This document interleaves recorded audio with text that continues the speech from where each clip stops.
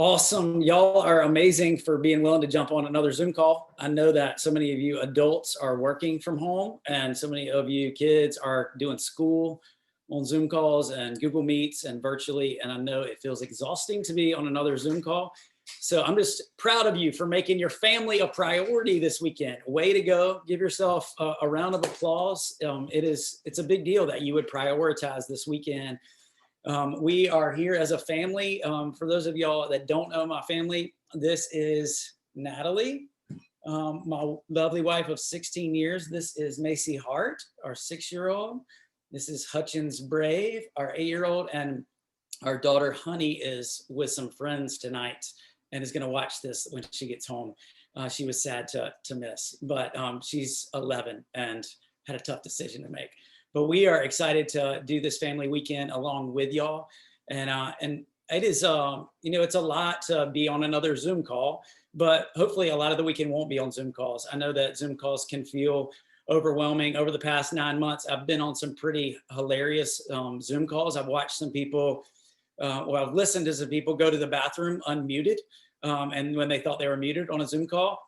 But one of the most memorable things I saw on a Zoom call was during one of our church staff meetings. My friend Anna Johnson was trying to meet, and while she was working from home, but she has a 1-year-old named Lincoln, and Lincoln just kept interrupting her. She was trying to talk, and he just kept climbing up in her lap, and she kept just putting him back in front of a TV, and he would climb up again and try to like lay his head and talk to her and look at her and get right in her face. And then she would like put him in front of some toys, and he would climb right back up. And during it, the Lord just like spoke to me, and I felt my heart just kind of beating in my chest. And I texted Anna and I said, I want to have a desire to be as close to Jesus as Lincoln wants to be close to his mama. You know, it's kind of crazy to think that all of us on this Zoom call were at one time the same age as Lincoln, and we could not be close enough to our mama, and some of us to our dads. But as we grow up, we become more independent, and sometimes we feel like we can't get enough space from our parents. And even you adults, sometimes it feels like you can't get enough space from your aging parents. And so we wanted this weekend to be a chance for you as families to connect with one another and to actually turn your hearts towards one another. And I know that can feel intimidating and uncomfortable, but it's really God's heart for you. You know, when kids turn their hearts towards their parents and towards their siblings, and when we as parents turn our hearts towards our kids, what happens is we actually find ourselves turning our hearts towards God as well. You know, most of the time we talk about our relationship with God, we say we have a personal relationship with Jesus. And we use this phrase, personal relationship, like it's just this secret relationship between us and God, us and Jesus. And we tend to think of spiritual growth as something that just happens between us and God. But our relationship with God actually goes hand in hand in our relationship with other people. Remember when Jesus was asked, what is the greatest commandment? You know what he said? He said 2 things. He said, love God and love others. Loving God is inseparably joined to loving others. And I think the reason that they're so connected is that every single relationship we have, especially with the people we live with, can become a place where we can have transforming encounters with God himself. If you want to have a good litmus test of how things are going for you spiritually, simply look at your relationships with those that are sitting beside you right now. Look at the relationships you have with those that are closest to you. Are you growing in kindness and patience and compassion towards them? Are you quicker to forgive and to apologize than you were this time last year? Our goal as humans is to be transformed into the image of Christ, is to look more like Jesus. And when we look at Jesus, we see somebody who gave himself completely up for the sake of others, who considered others' interests above his own. Jesus prioritized relationships over things that seemed way more important. Do you prioritize your relationships with the people that you live with over other things that seem more important? In the Gospel of Mark, in chapter 5, we see Jesus face this same dilemma. He gets out of this boat on the beach and he's quickly surrounded by all these people like he's a celebrity with a COVID vaccine. And one of the richest and most important people there, this guy named Jairus, who was president of the synagogue, he runs across the beach and he falls flat on his face before Jesus and he begs Jesus. He says, please come heal my dying little girl. I mean, I can't imagine if Macy Hart was sick and dying, like what I would do to get her help. I would break down the doors of a hospital. And that's what this guy's doing. He doesn't care that he's this rich, esteemed guy running across the beach in his robe to fall before this guy's just stepped out of a boat after he's been with a demon on this other island and healing him. He doesn't care. He just wants his daughter to be healed. And so he comes to Jesus and he says, will you heal him? And it says that Jesus says yes and goes off with him.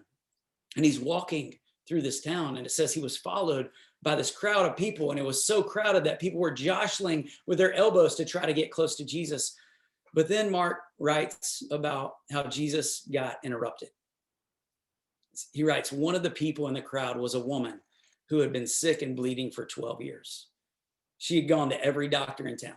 She had spent every dime she had trying to find a cure for her chronic anemia, but she'd only gotten worse. And what we know from reading Leviticus and the Levitical law is that because of her sickness and bleeding all the time, she was declared unclean. When she walked anywhere, she had to yell, unclean, unclean. And people scattered away like somebody with COVID was walking into their house if they got near her. She had been cast out. She had been isolated. She was not allowed to have a boyfriend or a husband, much less any friends. She couldn't hug anybody. She wasn't even allowed to come inside of a church building. She had to wear a diaper all the time to stop the bleeding, to hold the bleeding. And the worst part was that people thought that the reason she was sick was because something she had done wrong, something awful and shameful in her past because of some sin that she had committed. I mean, can you imagine how ashamed that she must have felt going anywhere? I wonder how many times this woman had thought, I would just be better off dead. Jesus was her last and only hope. And Mark writes about this, and it says when this woman heard about Jesus and his power, she snuck up behind him and she touched his cloak. For only if I could just touch his clothes, she said, I will be healed. And when she did, Mark records that the bleeding stopped immediately.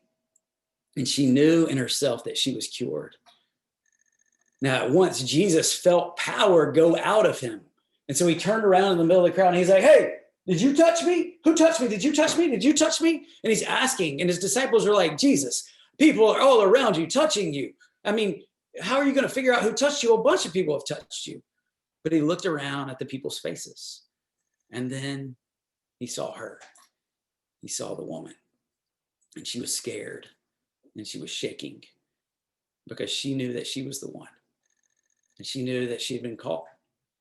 So she comes and she throws herself down at Jesus' feet right in front of everybody. And Mark records that it says she told him her whole story. And Jesus looked at her and said, daughter, it is your faith that has healed you. Go home in peace and be free from your trouble. Can you picture the scene? Like hundreds of people crowded around, all wanting a moment with the Messiah. And yet Jesus turns off the noise and the urgent of going to Jairus' house to heal his daughter. And he kneels down and sits in the dirt. And I imagine from what we know about Jesus that he held this woman's hands, this unclean woman, and he looked into her eyes and it said he listened to her whole story. She must have been so weary and so desperate and so hopeless.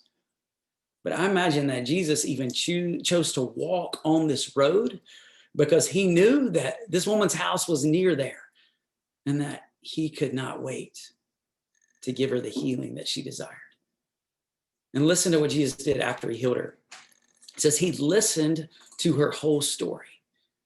I mean, I wonder where this woman started. Like, did she rewind and go all the way back to when she was Macy Hart's age and tell him about her childhood? Or did she rewind 12 years and talk about when she first started being sick and this bleeding? She told him her whole story. I bet it didn't take just a short amount of time. I bet they spent a long time. And I bet Jairus was like, come on, Jesus, my daughter is dying. But Jesus focused on her. And Jesus told her, it is your faith that has healed you. It's your courage. It's you not caring about what all these other people think. It's you doing what you know you need to do in order to get healed. It's you coming to me. Y'all, this weekend, a lot of your peers, whether they're adult peers or kid peers, are doing different things. They are not on a virtual family weekend, but you are. And my guess is that all of us care about what other people think, but that we have chosen this weekend to do the important over the urgent, and to try to prioritize our relationships with the people that we live with. And just like this bleeding woman, we want what she wants. We want healing. We want to be close to people. We want to be close to Jesus and to experience his love. And I think that Jesus wants to say the same thing to us that he said to this woman. I think he wants to invite all of us to take a step of courage and to trust him. And so one way that we're inviting you to do that this weekend is through conversations with your family. One of my favorite parts of cabin time at Camp Booyah is just getting to sit around and hear people share their hearts and be honest with one another. It's honestly like my favorite part of camp. And we want to give you a chance to do that with your family. And that may sound impossible. And so what we've tried to do is work hard to give you good questions that can help you, guide you through some meaningful conversations. It was, I think it was 23 years ago when I first started taking high school guys on a backpacking trip that we call the Man Trip. Some of you have been on the infamous Man Trip. And we have this tradition that started 23 years ago. Our guides were named Jeff and Kyle, and they brought this bag of M&Ms. And they passed around the bag of M&Ms and said, hey, this needs to make it around the whole circle. Everybody take a couple. So we each took M&Ms, and we didn't know why. And they said, don't eat them. And we held the M&Ms. And they said, hey, for each M&M you took, we want you to share a memory or a milestone, something that has shaped your life. And so even still to this day, when we go on the Man Trip, we sit around and every guy has 15 minutes to share memories and milestones that have shaped their life. I was looking through an old journal and I found one when I had written down what some of the guys had written. And my friend Sean wrote down he spoke these memories and milestones, and I journaled them. His 4 milestones were the times that I made my mom cry, the year that my dad coached my basketball team and told me he was proud of me, his 8th grade birthday party when only one friend showed up, and when he got hurt his junior year of high school and couldn't play basketball. I wonder what you would say your memories and milestones are, the things that have shaped your life. We're currently in the season of Epiphany. And at Church of the Redeemer, it's a season where we invite folks every Sunday morning to tell stories of how they've seen the light of Christ appearing in their life, how they've seen the grace of God show up in their life. And we want to give you a chance to share with your family that this weekend. It's safer than being put on a Zoom screen in front of your whole church. You know, you're just in your living room with your family, but it might feel scary. And so I would encourage you to just pray and ask God to give you the heart of Christ, to listen to your family members just as Christ listened to the bleeding woman and listen to her whole story.